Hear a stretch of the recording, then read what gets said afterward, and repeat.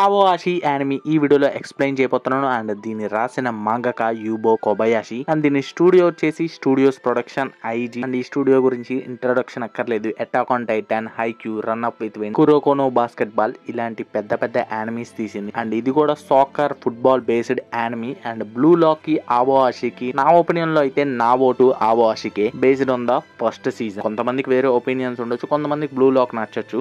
Start చేస్తే ఒక కాకి వెళ్తా ఉంటుంది. అండ్ దీనికి కూడా ఒక ఉంటుంది ఫ్రెండ్స్, ఒక రిఫరెన్స్ అనేది, అందుకనే చెప్తున్నా. అండ్ మన హీరో మ్యాచ్ ఆడుతూ ఉంటాడు, తన దగ్గరికి బాల్ వస్తూ ఉంటుంది. అండ్ అందరూ అనుకుంటూ ఉంటారు ఆ 10 జెర్సీ అతను బాగా ఆడుతున్నాడు కదా, తన దగ్గరికి బాల్ వస్తుంది అని. అండ్ తను గోల్ కొడతాడు. అండ్ మన హీరోని ఒక అతను చూస్తూ ఉంటాడు. అండ్ గోల్ కొట్టిన తర్వాత అందరూ ఎగురుతారు. అండ్ వీళ్ళు కూడా మాట్లాడుకుంటూ ఉంటారు. ర్యాండమ్ గా ఆడుతున్నాడు కదా, పొజిషన్స్ ఫార్మేషన్స్ ఏం చూసుకోవట్లేదు అనగానే కోచ్ కూడా పర్లేదులే తను స్కోర్ చేస్తున్నాడు కదా అని అంటాడు. అండ్ అందరూ ఎగురుతూ ఉంటారు. ఒక గోల్ కీపర్ వచ్చి, అండ్ అవతల ఆపోజిట్ టీమ్ గోల్ కీపర్ వచ్చి, హే అషితో నేను గుర్తున్నానా, గ్రేడ్ స్కూల్ లో మనం ఒకటే క్లబ్ లో చేరాం, బట్ నువ్వు ఏ క్లబ్ లో చేరినా బయటికి వెళ్ళిపోయేవాడు, మా క్లబ్ లో కూడా అంతే బయటికి వెళ్ళిపోయాడు, బట్ ఒక స్మాల్ టీం నిన్ను చేర్చుకుంది. అసలు మీ గేమ్ ప్లే చూస్తే చాలా బోరింగ్ గా ఉంది, వాళ్ళు చేసేదల్లా నీకు పాస్ చేసి గోల్ కొట్టేదాకా చూడటమే, బాగా ట్రైనింగ్ చేసాం ఆ మంకీల్ని అని అంటాడు. ఇంకా హీరోకి ఎక్కడో కాలుతుంది. అండ్ వాళ్ళ అమ్మ కూడా చూడటానికి వస్తుంది. వాళ్ళు ఏదో మాట్లాడుకుంటూ ఉంటే సడన్ గా ఒక సౌండ్ వినిపిస్తుంది. ఏంటా అని చూస్తే హీరో తలకైతో గట్టిగా గోల్ కీపర్ ని కొడతాడు. సో ఇంకేముంది, తను బయటికి వెళ్ళిపోవాల్సి వస్తుంది.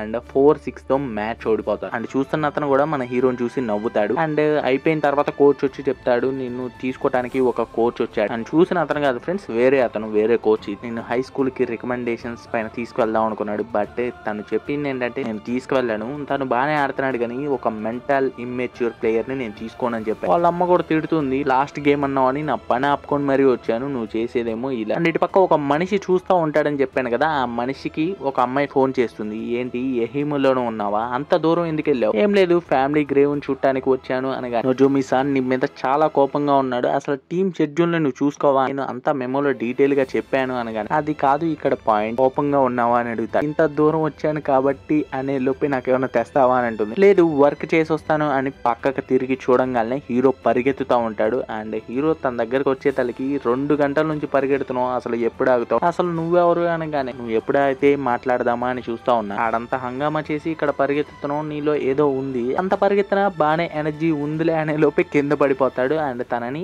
అక్కడ పడుకోబెడతాడు. సడన్ గా లెగిసి చూసే తలకి దాదాపు సాయంత్రం అవుతుంది. అండ్ ఒక సౌండ్ వినిపిస్తుంది, ఫుట్బాల్ తగిలినట్టు. అండ్ అవతల పక్క అతను గోడకేసి కొట్టి ఫుట్బాల్ ని వెంటనే తన చెస్ట్ మీద కొట్టుకొని వెంటనే మళ్ళీ కొడతా ఉంటాడు. అంత స్పీడ్ గా ఎలా కొడుతున్నావు అనగానే, చిన్న ట్రిక్ నేర్పిమంటావా అని అంటాడు. అండ్ బాల్ అయ్యగానే హీరో చెస్ట్ మీద వేసుకుంటాడు కానీ అది ఎమ్మటనే కింద పడిపోతుంది. నువ్వు అలా చేయకూడదు, బాల్ వస్తున్నప్పుడు పొట్ట బాల్ ముందుకు పెట్టకూడదు, నువ్వు తర్వాత ఎటువైపు అయితే పరిగెత్తాలనుకుంటున్నావు అటువైపు పొట్ట పెట్టాలి, నీ ఫీల్డ్ ఆఫ్ విజన్ ని మెయింటైన్ చేయడానికి బాల్ టచ్ అవ్విన వెంటనే నీ టార్సో పక్కకి తిరగాలి.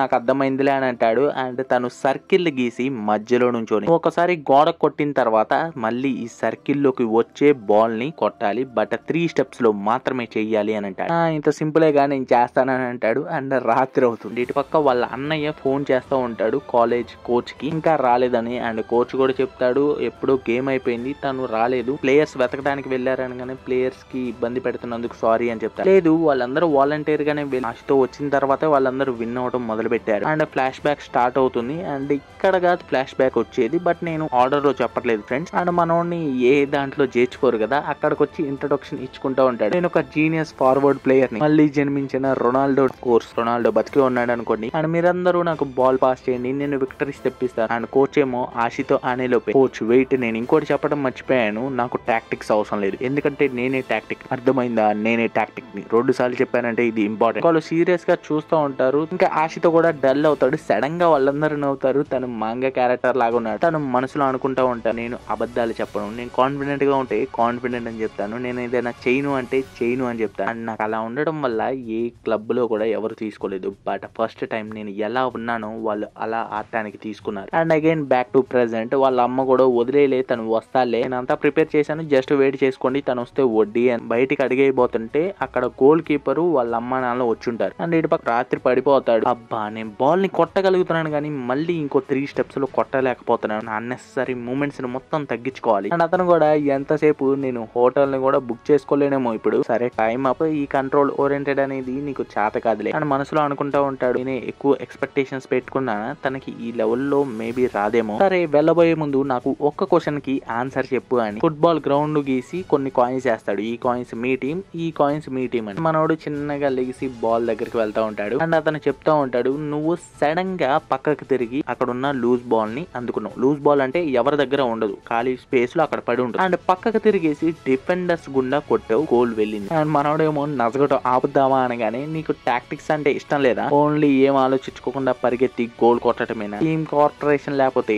అది నువ్వు కొట్టలేవు అని అంటాడు. బట్ మ్యాచ్ మొత్తం చూస్తున్నా గానీ నాకు ఒక్కటి అర్థం కాలేదు. అదేంటంటే బాల్ మొత్తం ఎటు చూసినా నీ దగ్గరికి వస్తుంది. సో నువ్వు ఒక్కడవే ఫీల్డ్ మీద ఉన్నట్టు కనపడుతున్నావు. ఆఫ్ కోర్స్ నీ టీమ్ మేట్స్ నిన్ను నమ్మారు కాబట్టి నీకు పాస్ చేస్తున్నారు. బట్ వాళ్ళ స్కిల్స్ అనేవి లోగా ఉన్నాయి అండ్ గోల్ కొట్టే ఆపర్చునిటీస్ మొత్తం నువ్వు తీసుకునే లూజ్ బాల్స్ మీద ఆధారపడి ఉంటుంది. అది నీకు అర్థమవుతుందా అనగానే, ఆపుతావా మాట్లాడటం, నా కాన్సన్ట్రేషన్ ఇక్కడ ఆగిపోతుంది అని తగిన దగ్గరకు వచ్చేసి తన పర్సులో ఉన్న కాయిన్స్ మొత్తం కింద పడేస్తాడు. ఇటు పక్క వాళ్ళ అమ్మ అడుగుతుంది ఎందుకు వచ్చారు అనగానే, ఇంటికి వచ్చిన తర్వాత కొంచెం అనీజీగా ఉన్నాడు. ఏంటని అడిగితే, నేను సారీ చెప్పాలనుకుంటున్నాను అన్నాడు. వాళ్ళకి చెప్పు అని అంటాడు. అండ్ గోల్ కీపర్ చెప్తాడు, నేను ఆశతో వాళ్ళ ఫ్రెండ్స్ ని తిట్టాను. అండ్ దాని తర్వాత ఏం జరిగిందంటే, ఫ్లాష్ బ్యాక్ లో తను తిడతా ఉంటాడు, ఏంటి నువ్వు ఇంత పూర్ గా ఉన్నావు, ఏంటి ఆ క్లీట్స్ ఎప్పటి నుంచి వాడుతున్నావు, గ్రేడ్ స్కూల్ నుంచి వాడుతున్నావు ఏంటి, ఇంకా మార్చలేదా. అప్పట్లో ఏమనుకునే వాళ్ళు అంటే, పూర్ అనుకునే వాళ్ళు, పాపం మీ అమ్మ నైట్ పని చేసేది అందుకని కొడతాడు ఆశతో. నన్నేమైనాను, నేను ఒక తింగరోడ్ని, ఏదైనా నువ్వు చాలా ఉన్నాయి కదా నన్ను అనాల్సింది, మా అమ్మని ఎందుకు లాగుతావు అని అంటాడు. అండ్ ప్రెసెంట్ టైంకి వచ్చేస్తే,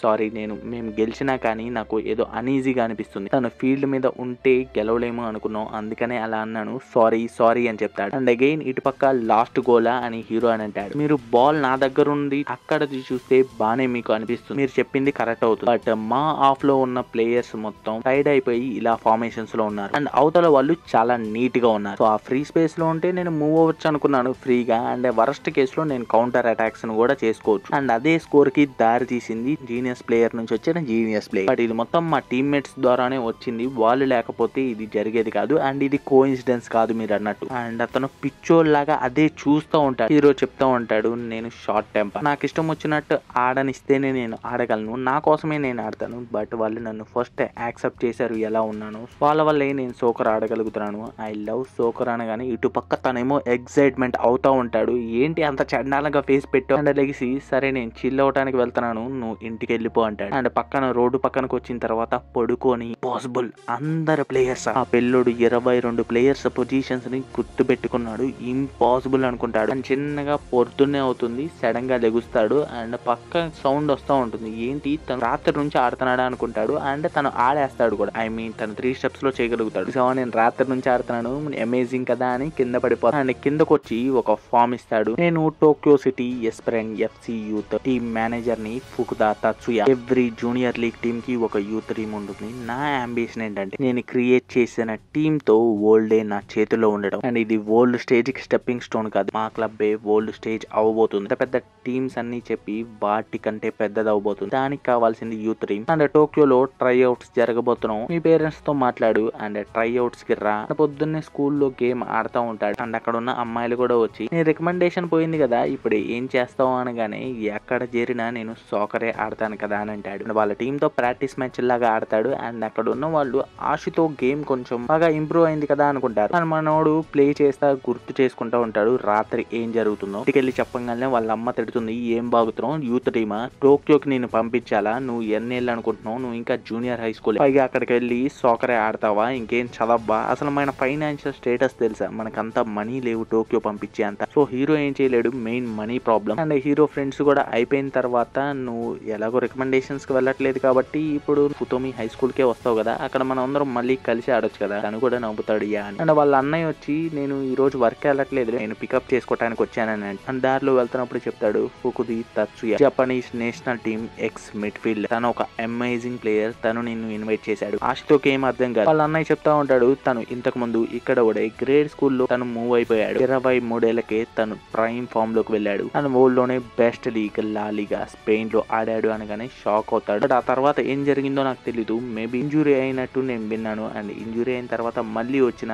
అంత ప్రైమ్ ఫామ్ కి తను వెళ్ళలేదు. అండ్ ఇప్పుడే వినటం యూత్ టీమ్ కి మేనేజర్ గా ఉన్నాడని. అండ్ ఆశ్రయమో తన మాటలు విన్నప్పటి నుంచి నా హార్ట్ వేగంగా కొట్టుకుంటుంది, అసలు నాకేం అర్థం కావట్లేదు. అండ్ వాళ్ళ అన్నయ్యేమో, సరే నువ్వు ట్రైఅవుట్స్ కి వెళ్ళు, దానికేం పెద్ద ఖర్చు కాదులే, ఆ తర్వాత సెలెక్ట్ అయిన దాన్ని బట్టి దాని తర్వాత చూద్దామని చూస్తాడు. ఇంత మనీ ఎలా అనగానే సేవ్ చేయడానికి చాలా టైం పట్టింది, మనీ వేస్ట్ చేయగాకు అని చెప్తాడు. అమ్మకి చెప్పే బాధ్యత నాదిలే, నీకేం కావాలో నువ్వే వెతుక్కో వెళ్ళి